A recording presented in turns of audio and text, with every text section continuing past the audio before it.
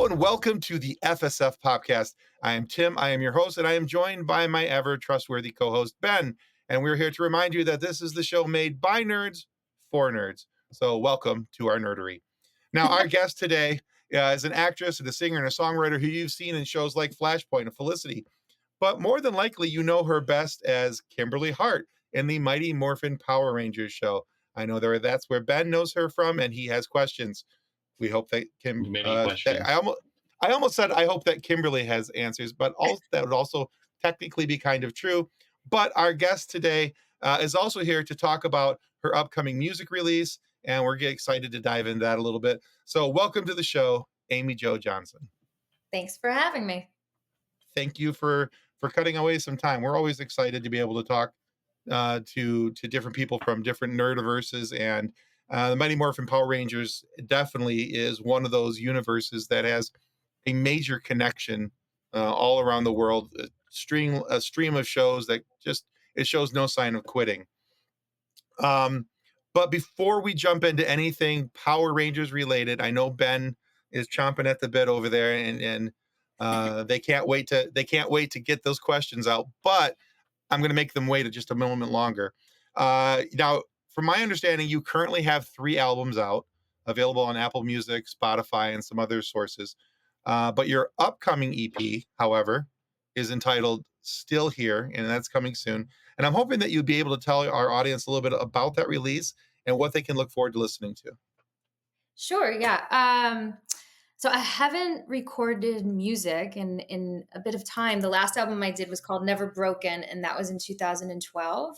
And I kind of circle between the different things that I do. My house is like I write screenplays. So I write screenplays, and then I go sit at my piano, and then I have my meditation corner. And anyway, I find like the inspiration comes and goes. But recently, I've just been really inspired to play my piano and write and music. And so in the past year, I recorded 3 new songs with an amazing producer. His name is Nick Marzak. And I'm just releasing them and putting them out there. So the first one was Fly By Fairy Tales, and I released that on August 19th. And then I had one come out last week on September 17th, and that one's called Sunlit. And then on my birthday, on October 6th, is the final one of the EP of 3 songs, and it's called Still Here. And the EP is entitled Still Here. And I have a bunch more that I've written in the last 5 years that I'll probably start recording for the rest of at some point this year, and then making a full album out of it. But for now, I just wanted to get the music out there because it's been a while. Fair enough. Yeah. So has your interest in music, is that something that's grown over time, or is that something that's always been there, even with the acting and directing and everything else? It's always been this sort of cathartic place where I go and write. A lot of the lyrics come from my journals. Actually, Fly By Fairy Tales is one of the first songs I ever wrote on guitar. But then I just revisited the lyrics and the songs and rewrote it on the piano. And the meaning of the song back in the day when I was, 22 years old, was really about pining over this certain boy that I pined over for like 23 years. But now it's sort of evolved into this like never ending wait for, as a filmmaker, it's just so hard to get a movie off the ground. So it's sort of like, it's that spin for me, but the lyrics really translated and the emotions translated in where I am now in my life. And then Sunlit, I wrote during the pandemic, actually. And that one is really about perseverance and perspective and just finding the positivity and the light. When it's a cloudy day, there's the sun still shining up there. And then Still Here was actually a song I wrote a very long time ago as well, in 1998, right after my mom died, right after I got divorced, or I wasn't married yet, but my relationship fell apart. I was engaged to be married. My whole life was sort of upended. And I wrote this song called Still Here on guitar. And after JDF died, played Jason, played Tommy on Power Rangers, um, I re I started looking at those lyrics again, and really, and they resonated with me again. And after the pandemic, and we've all gone through so much, um, and losing Jason was a really huge deal for me. And that sort of, I don't know, just the lyrics. I'm in a very different place in my life than I was, 30 years ago or 25 years ago when I first wrote the song, but they resonate now in a different way from where I am now. Anyway, maybe that's way too much information for all you guys, but um, No. No, I that's love what it. songs are. Yeah. No, We I like that you talk about how there's a change in how a song resonates.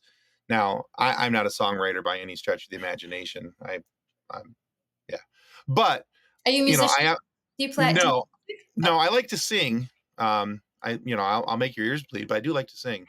Uh, but one of the things I appreciate, I'm a huge lover of music. I have a lot of musicians in my family, actually, a lot of very, very talented musicians in my family.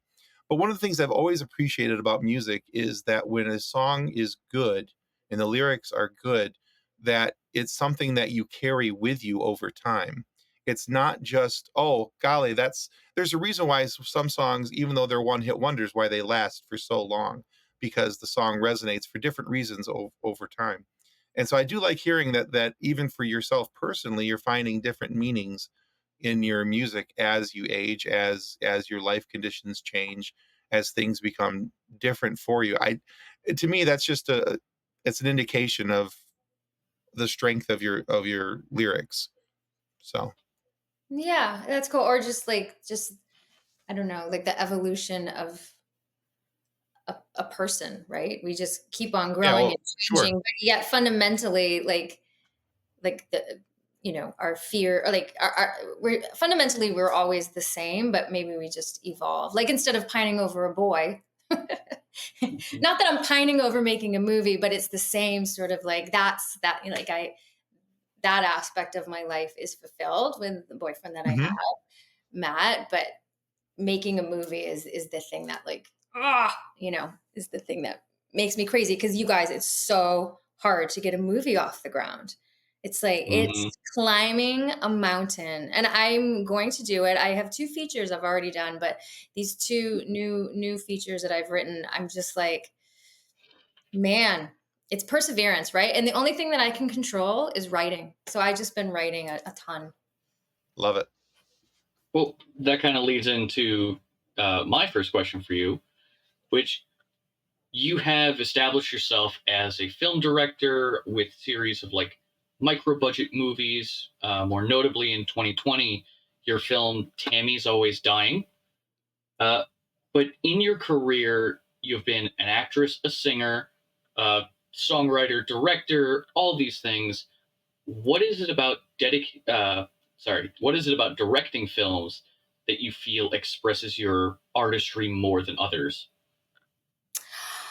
You know, when I finished doing Flashpoint, which was a series I did here in Toronto, a cop show, which was super fun, and I had quit acting right before I got Flashpoint and moved my life to Montreal, and then got this cop show and rediscovered that I actually like acting. It was just my situation living in Los Angeles, I guess, in Hollywood. I just needed to extricate myself from there.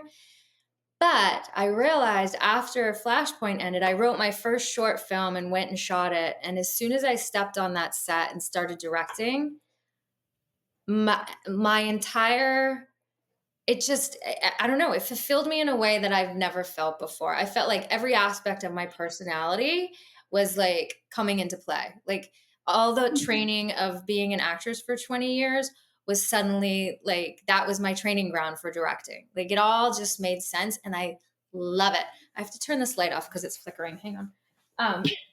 You're good. I know it's bugging me. I just got these LED lights put in my house, and sometimes they flicker. Um, Understood. so anyway, so yeah, so I love it. I love everything about directing. I do realize now that as an actor, I was so lucky, and I worked consistently from the time I got Power Rangers all the way up and through and past Flashpoint. I was always working. And as a director, It's a lot harder. Like, there's only one director on a movie and there may be like, 25 actors. So it's like it's a tougher job to get. And especially when I like directing the stuff that I write as well.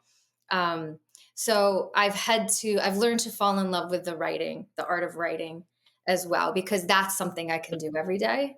Where actually getting on a set and directing a film or a TV show, that doesn't happen every day. So when it Mhm. does, I'm very, very happy. But in the in-betweens is when I write music and I'm writing screenplays. Hmm. Yeah. Okay. That And that comedy. does make oh, there you go.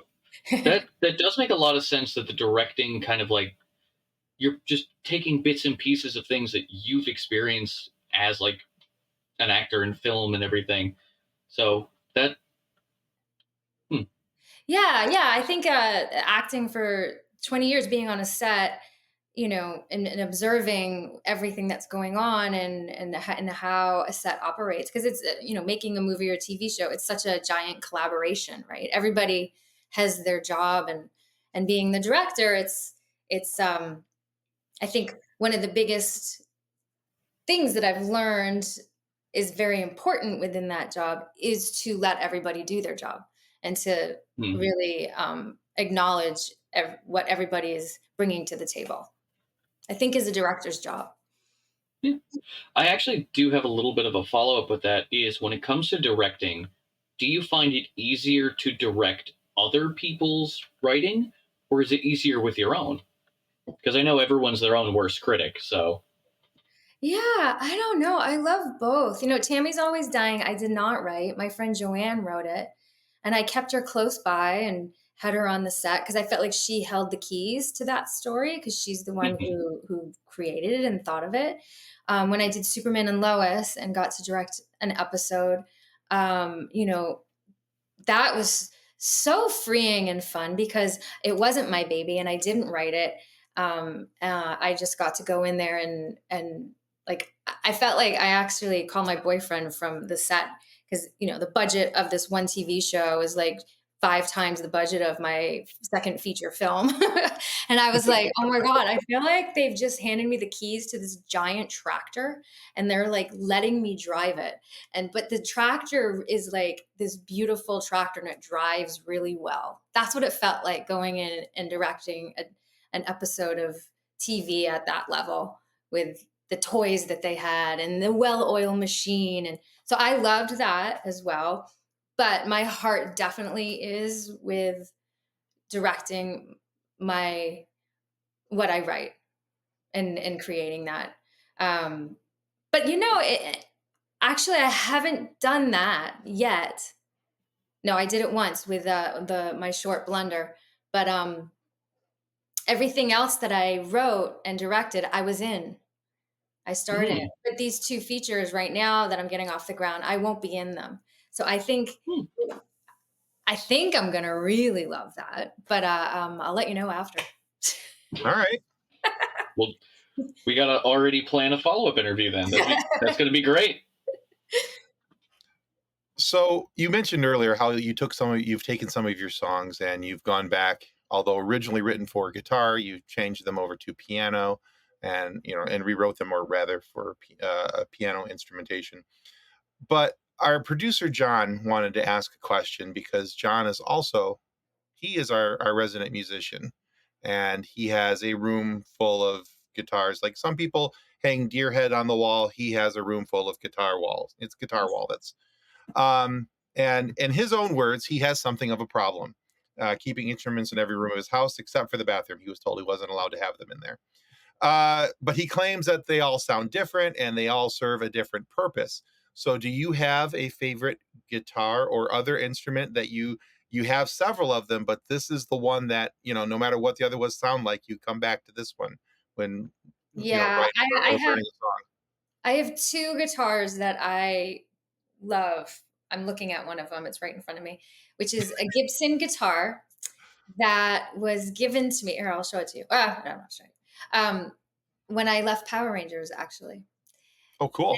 Yeah, it was a present from Shuki Levy, who was the executive producer on Power Rangers. I asked to leave the show after doing 150 episodes or something. And he said, do the movie, do Susie Q, he wrote with his wife at the time for me, and here's a guitar. Oh, and do 15 more episodes, and you can go. Like I asked to leave. And he gave me this beautiful Gibson guitar, and it's my baby, and I love it. And then I also have like a baby Martin that I travel with. Okay. I Yeah. think that's well, I hope that answers John's question, but I think it does. That's a really cool story and a really cool parting gift Oh for my you to God. leave When it. I left Felicity, um, I did a show called Felicity, and Mhm. yeah. When I asked to leave that show too, I don't know what's going on with me. At that time, my mother had just passed away, and I was ready to leave that show.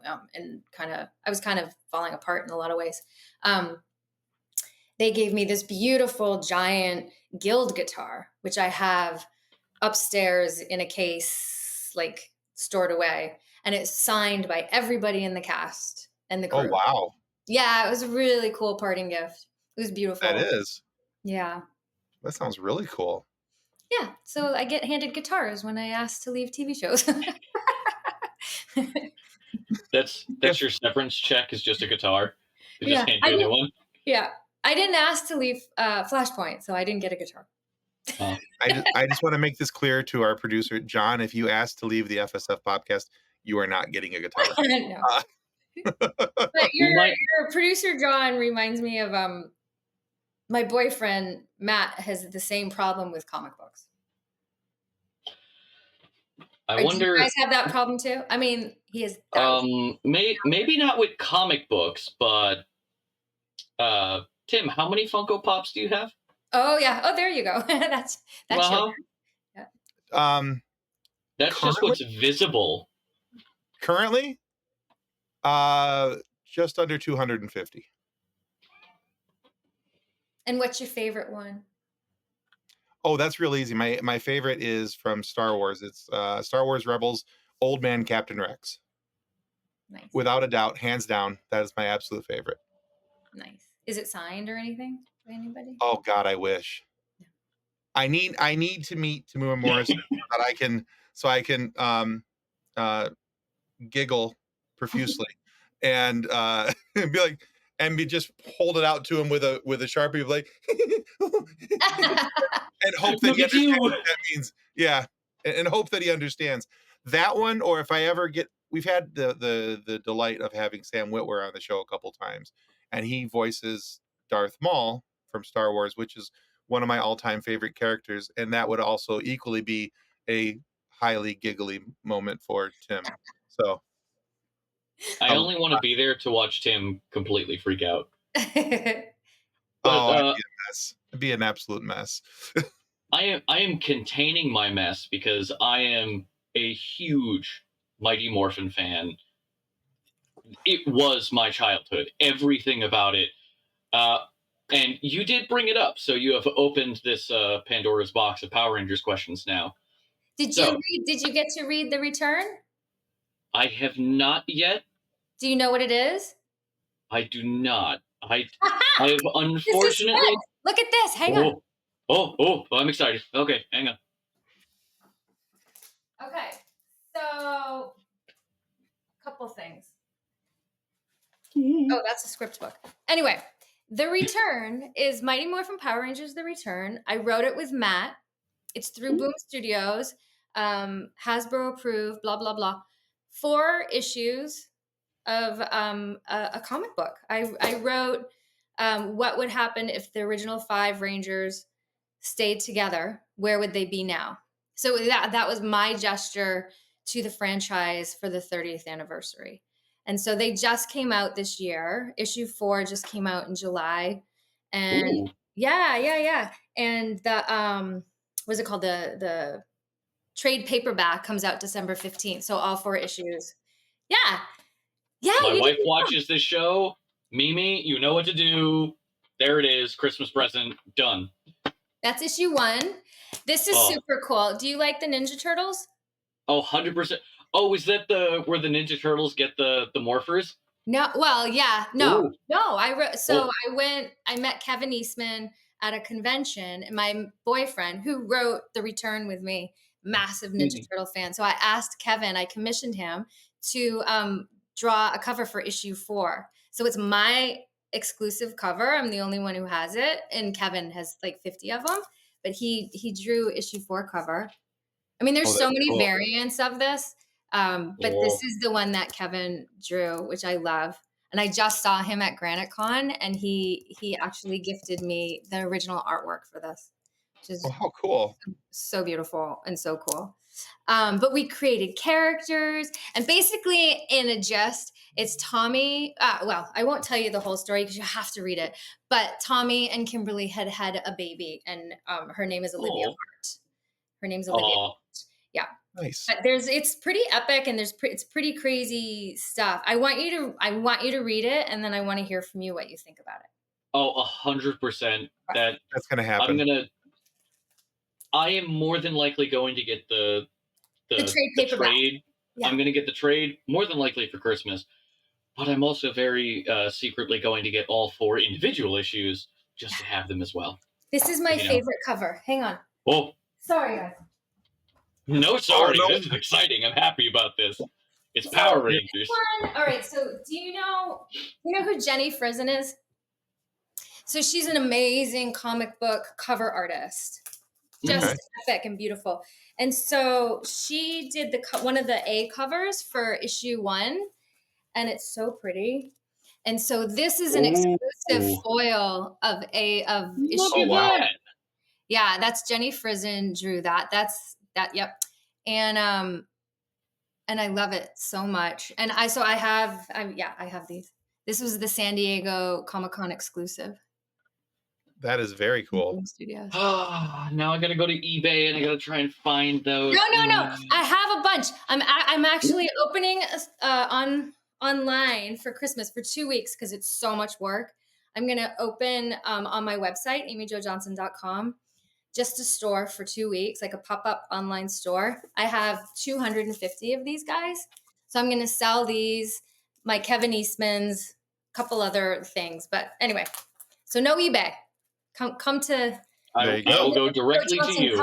AmyJoJohnson.com pop-up store and get your Jenny Frison. I That's awesome. absolutely will because those things are beautiful. So all of that follows directly into I'm my sorry, question I'm just so then. excited because I don't love that you didn't know there was a comic book, but it was so fun to just tell you about it. Because you didn't I know.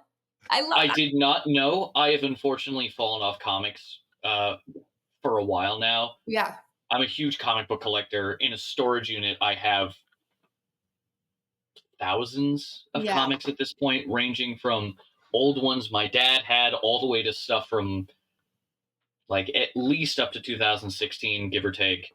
Yeah. But once the pandemic hit, I fell off because everything just went crazy. So Yeah. very difficult to get And back it into probably it. ebbs and flows. You'll come back to it at some point. Oh, 100%. I mean, more than likely, this is the This is revival of the comic collection is, this oh, is the geez. this is the jump start, the The paddles and the return. It's clear. called The Return too. Yeah, this is And the then return. Return. So appropriately But named for what it's about to happen. But with all of this being said, with everything that you just showed off, which I am so excited about, Power Rangers, Mighty Morphin, what does it mean to be part of such a massive IP and to have such a major role in it? How have you interacted with fans over the years? And do you have any wholesome stories for us? We've interviewed a couple Power Rangers so far, Yeah. and all of them have heart wrenching stories that we want and need to hear. Oh, yeah. I really feel that Power Rangers has been a giant blessing in my life. Honestly, for real. It was my first gig as an actor. Um, and then at the time, I had no idea the impact it was making on so many kids. Honestly, it was a gig for me, right?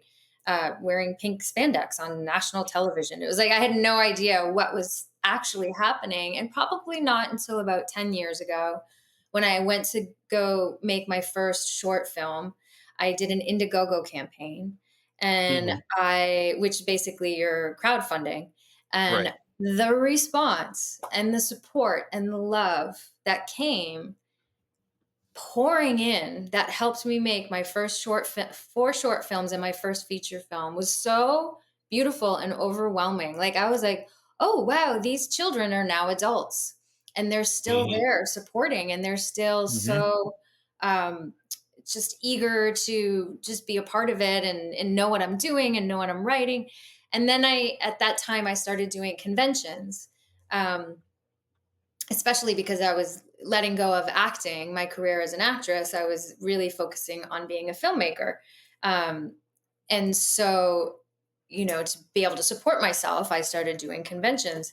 And through that, and actually meeting people, um, has been just really beautiful. Like, I feel like we were everybody, like that generation's babysitter, and like in a Hmm. lot of ways. Can confirm that was me. Yeah. I was pasted to, like, my mom basically just sat me in front of the TV, and the moment Power Rangers come on, I didn't move.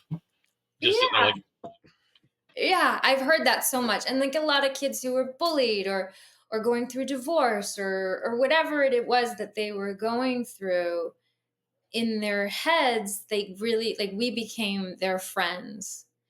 And hmm. that so when I meet people, just the emotion that they bring to that meeting of is just it's really touching and really, really, really I'm just super grateful because that wasn't the intention when I went into Power Rangers. It was for an acting gig, and like, and the residual of that 30 years later has been such a massive blessing in my life.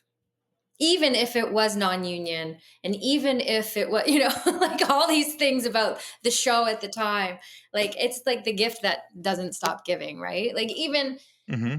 my boyfriend's dream is to write comic books and to even have that opportunity to visit the characters and write this story, um, and open the door for Matt to walk into the comic book world was like that's such a gift. It's so huge. That's cool. Yeah, Yeah. that's very cool.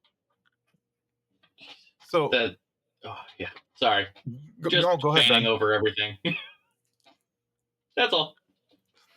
I, I was just trying to give you your opportunity to fanboy a little more. I'm just stepping back. Ah, yeah, So, no, it's been super cool. Yeah. Yeah, I don't even know what else to say about it besides the fact that it's really been a huge blessing in my life, for sure. And the okay. friendships that I made. Like David Yost Mhm. is like family to me. He's like one of my best friends in the whole world. Um, it's huge. So, well, let me circle back to something real quick because you had mentioned, and Ben kind of referenced this in part of his question, the interactions that you've had with fans, and you've noticed that over the years, and how that hasn't waned. But what are some of the fan interactions that you've or your experiences rather at Comic Cons and things like that with the fans? Like the particular stories you want to hear about? Sure, if you have a particular story, but or just as a general, what is your interaction level? What is you know, trying to think of how I want to phrase this because it just was something on the top of my head and it sounded good till I opened my mouth. Um, I I think it's kind of a question of, do you do meet and greets? Do you go and have people come up for like yeah, signings we'll and go stuff? with Or do that. you Let's talk go to with that. people? Yeah, I so don't know what at the a original thing was, but convention, I'll have a table and people will stand in the line and then they come up and they can like buy a headshot and I'll sign the headshot and I always have like either my daughter or my sister or a really good friend of mine work for me who deals with that part. And then so I get to spend time with the people that come up and that bought the stuff Nice. and so yeah, for me, those interactions have always been like super. They're great. It's really been really fun to meet so many people. Now, when you do the photo op at a convention, that is another ball game. mhm. They come in a line like at LA Comic Con. There's like 120 people in line, and it's literally just like they stand there and It's they a go. machine. That's not a meet and greet. That's just like that's Yeah. your photo taken for 2 seconds. That's very different experience than if you come to the table. I've actually heard that from somebody else, and from the consumer side, that if you're looking for a meet and greet experience, that's not it. No. So Hmm. if there's a meet and greet opportunity, take that, because likely you'll be able to get a picture there as well during a meet and greet or something, Yeah, or just and at it's going to the be person's at the autograph table. That's where you yeah get Hmm. the interaction. Yeah. yeah, it's going to be much more personable than unless all you want is the photo, then they kind of referenced it to like herding cattle, where it's just like, yeah, you just bring Totally. them right on through. I do, a lot of times I'll put my camera on, like, a time lapse, and then it's hilarious because 'cause they're already, like, flying Right? through, and then it's And like it's like boom, boom, boom, boom, boom, It's just boom. a uh, Yeah, blur of people. a blur of crazy costumes, just like I love it. just flying through. But, yeah, no, the table is definitely, I think, more fun, and I do selfies at the table, which to me is Perfect. actually probably sometimes a better photo even. Oh yeah. It's more Yeah, personal for yeah, sure. I prefer the selfie and things like that when taking pictures with kind of anybody that I'm like, oh my god, this is so cool.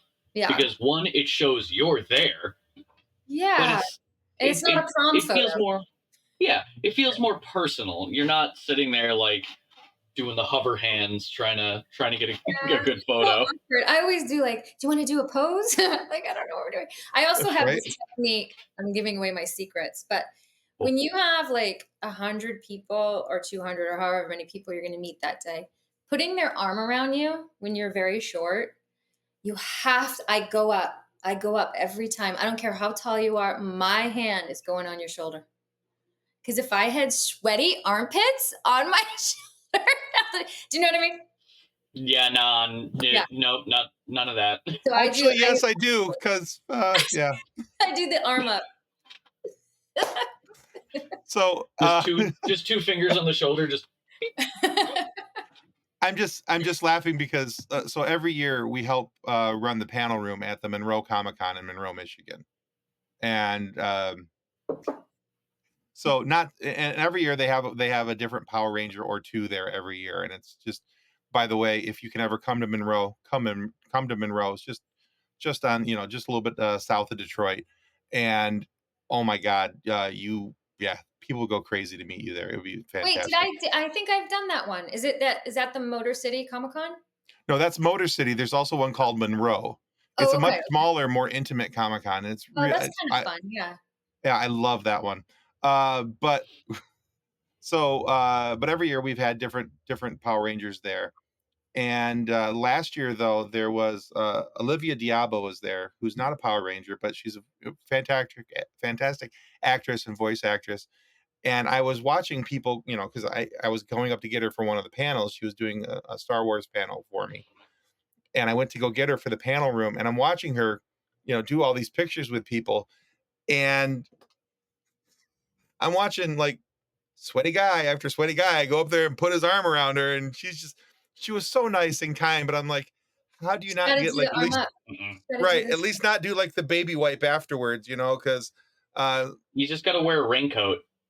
yeah. Just wear like a rubber coat and This just this thing. but she was Yeah. she was she was just so adorably sweet and kind to everybody, and Oh, that's um I but yeah. I actually have a Power Ranger story that I think you might enjoy. Every year, without fail, whenever I go to a convention, there is always a squad of Power Rangers.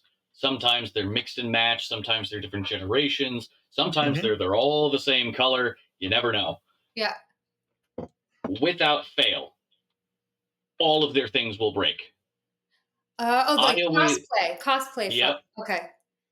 I always go around with a bunch of repair stuff. So I have sewing kits, hot glue guns, super glue, all this stuff. I Look at remember you. specifically it was 2019 in New York Comic Con. There were 30 Power Rangers in a group, and I'm sitting there going to each and every one, this one's belt broke. Let me sew this back on. Oh, your gun is broken. Let me glue that back together. Your sword snapped. Here's some tape. Oh god. I must have been repairing them for a solid hour. Yeah. And then later in the day, as we're leaving, because I'm dressed as Captain America during all of that, I just hear, Cap, Cap! And there's another Power Ranger with a broken sword running at me, full speed. They're like, "We're doing a Power Rangers photo shoot. Help me!" Oh my god. Look at Uh, you. You come prepared. He does. He does I for yeah sure. yeah, but I will never turn down a Power Ranger. I've had to tell other people, I'm like, "Hey, I need a minute. Give me a second. I ran out of stuff." Yeah. If one of the Power Rangers comes up, I mean, everything that Mighty Morphin and Dino Thunder and all the other Power Rangers that I've watched over the years, they've helped me so much. This is me giving back. Aw, that's so beautiful. All right, so Anyway, Amy Jo, I have one more question I want to ask you, and this just popped into my head because um, we were talking about all these different Power Rangers, and I talked about Monroe Comic Con. So this past year we had Jordan T. Fight, who's on Cosmic Thunder or Cosmic Fury and Dino Fury, some of the more current iterations.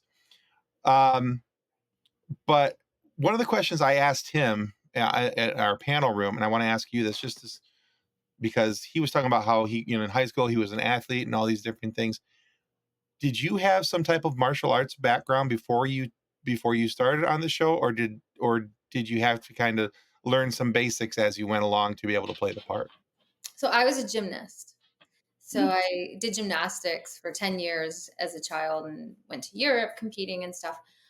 So that's really what landed me the role of Kimberly, was the fact that I could do backflips and back handsprings and all that.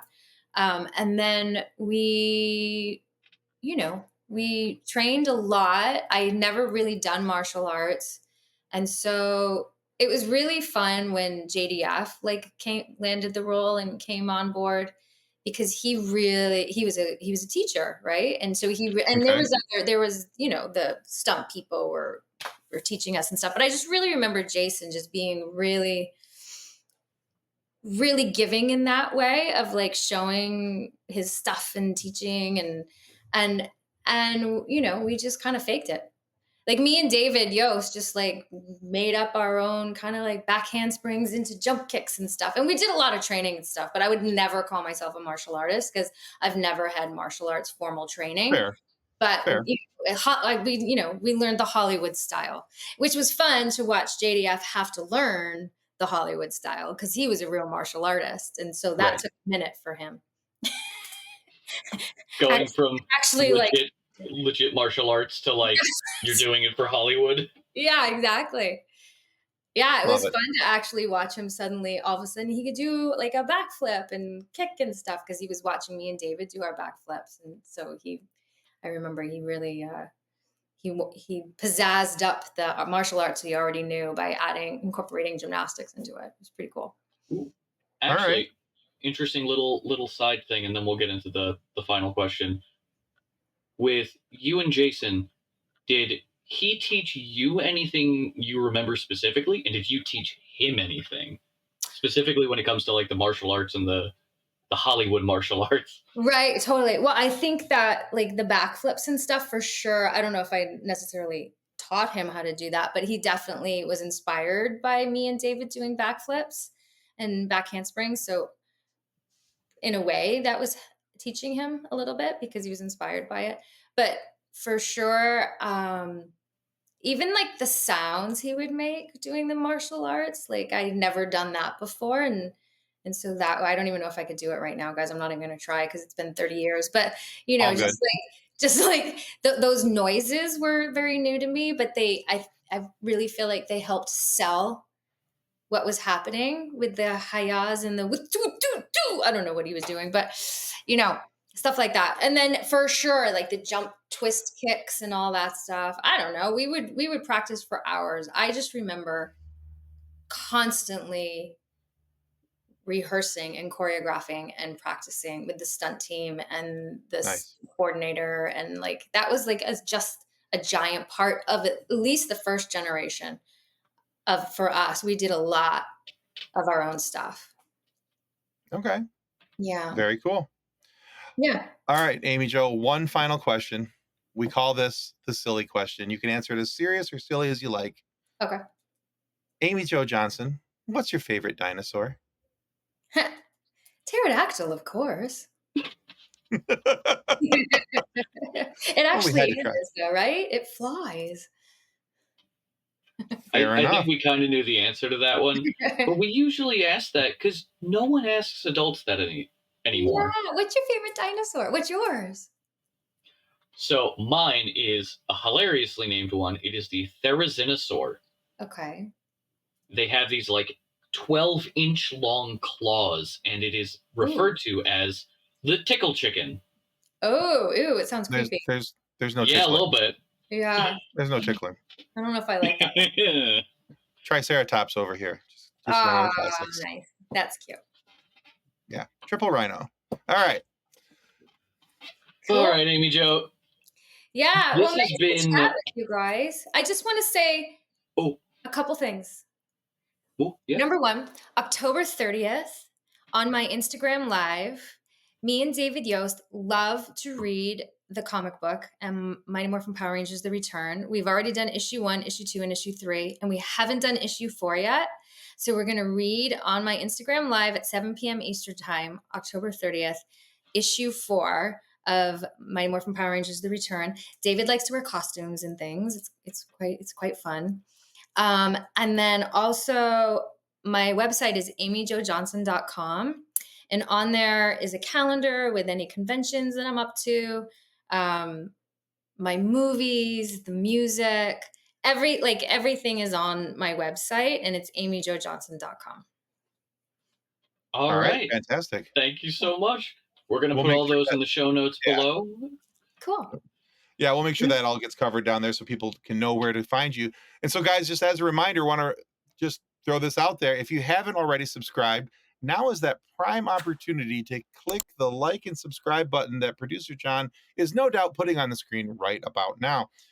But if you haven't done that, please do it because it helps us be able to get more and amazing guests like Amy Jo here today to come on and share these awesome stories and have time to share some laughs and a good conversation. So go check out Amy Jo's stuff. Make sure that you're tuning into her Instagram Live on October 30th for that comic book read.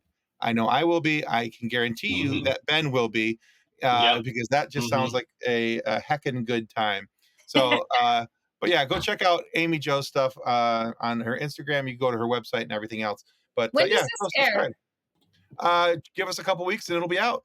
Okay, cool. So still here, my new song will be out there.